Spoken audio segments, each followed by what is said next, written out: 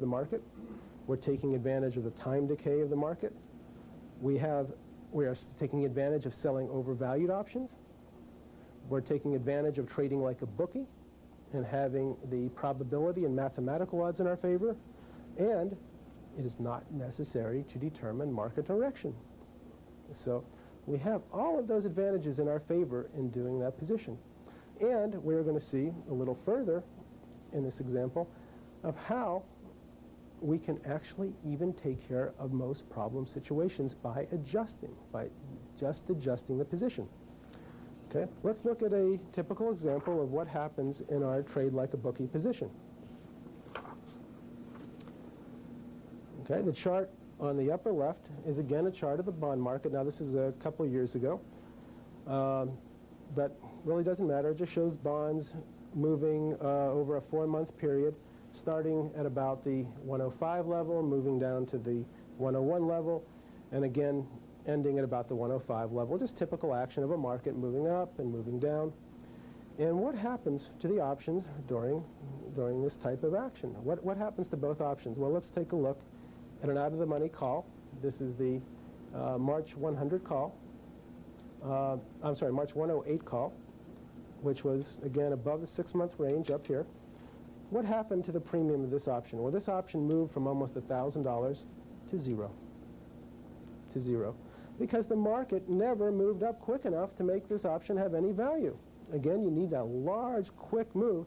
And even when bonds started rallying, well, this option could barely move. It could barely move. It moved up a couple ticks, not even close to where it started from. Okay? At the same time, what happened to the put? What happened to an out-of-the-money put? Let's look at the 100 put, which is below the 6-month lows. Below the 6-month lows, what happened to that put? Same thing. It moved from about $800, again, down to zero. Both options, as you can see, both options, by the loss of their time value, without predicting market direction, without having a clue where that market was going to go, both options lost their value. And that is the great thing about the bookie position. We don't worry about where the market's going to go as long as the options don't approach the strike price of the options we sold. And we're going to show you what we do when that occurs. But again, as long as we have this natural choppy action, the market's within a trading range as it is at least 2/3 of the time, we have nothing to concern ourselves with. And this is just another chart of the same types of positions, and they show 2 positions we've done this summer, which are the bond neutral position. The top chart is bonds, showing how we use the range to initiate our bookie position. And another market we like quite a bit is cattle, and we trade bookie positions in cattle whenever the premium rises in that market. So we have times in the cattle market where premium rises 2 to 3 times above normal. We don't really know why, and we don't care why.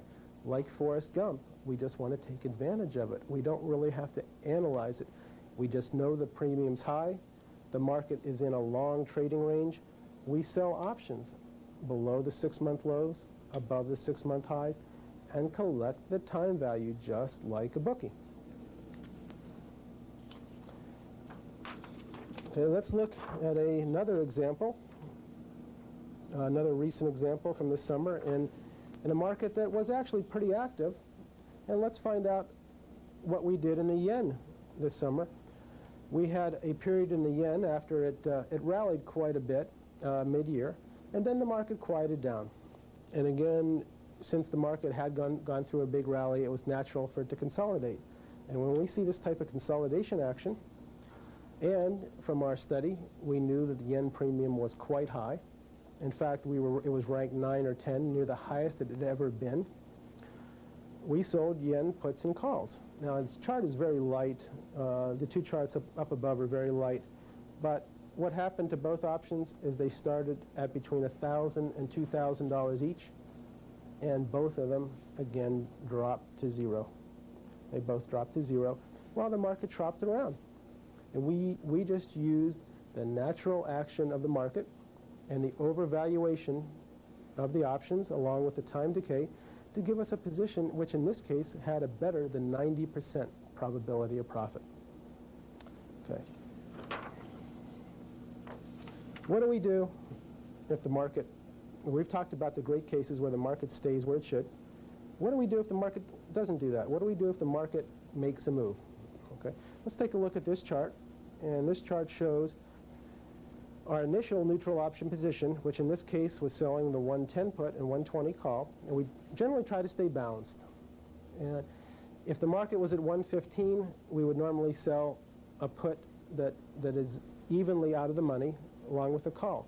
So in this case, we had sold again the put below the 6-month lows and the call above the 6-month highs.